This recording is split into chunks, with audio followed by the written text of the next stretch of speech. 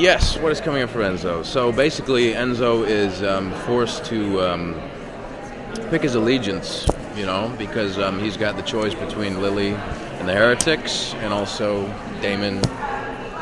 I was going to say and the gang, but just Damon, really. I mean, the rest of them. Well, Caroline as well, who actually still has a bit of a pull on him. And so at the beginning of the season, we see his dilemma come to life. So yeah, it's a very interesting struggle, and it's a lot to play with as an actor. So I'm really excited about it.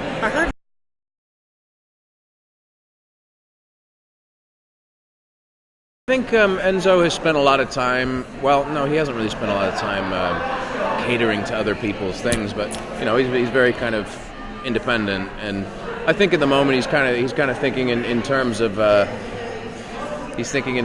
what he needs as a not a person, but what he needs as a vampire, And for him, he spent a lot of his life alone and being a loner and stuff, and as much as that suits him, and he kind of likes that in a way. There's only so many hundreds of years you can spend without your pack, and so I think he's going to. It's mostly about which maybe some viewers are thinking anyway.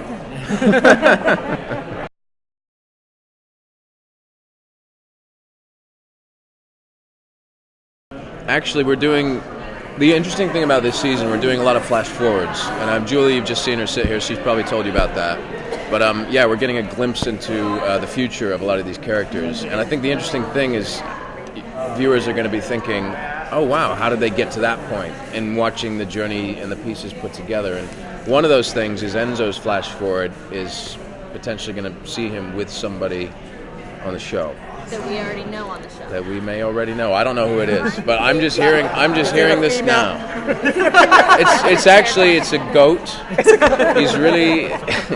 He's really into animals, it turns out. But I didn't even know that, so it wasn't part of my first character investigation. But there's always time to. Okay, I've been told to shut up.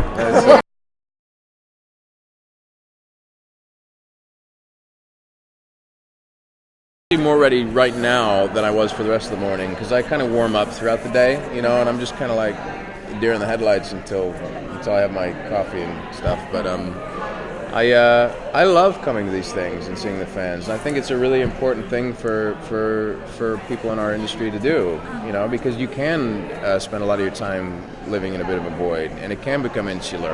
And I think a lot of people, if they get too sucked into that void, can become a little bent in their way of thinking and start believing the hype and thinking they're the shit and all this stuff, And I think it's important to come and be one with everybody, And we spend a lot of time also, the nature of these shows is conventions, and we do a lot of summer conventions as well. I just got back from a whole Euro tour and did a lot of conventions across Europe. Played a lot of shows too, kind of basically tagged on a gig to each convention.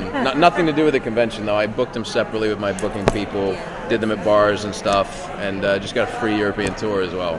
But, you gotta do what you gotta do. Have you tried to get any of your music in the show?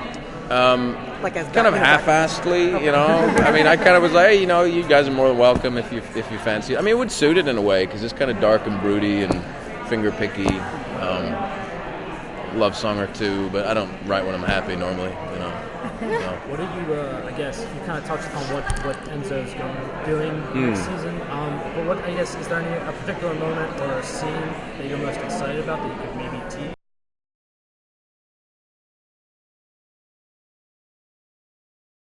I mean, so I've only shot 2 scenes, one with Lily and one with Caroline, and I mean, the one I just shot actually with Annie Wershing, who plays Lily. She's a fantastic actress, and every time we work together, we find little nuances and stuff. And our first scene together has a lot of these little nuances, and it'll be interesting to see where that character development goes, because we've laid a lot of groundwork for it to go in any direction. So it'll be fun.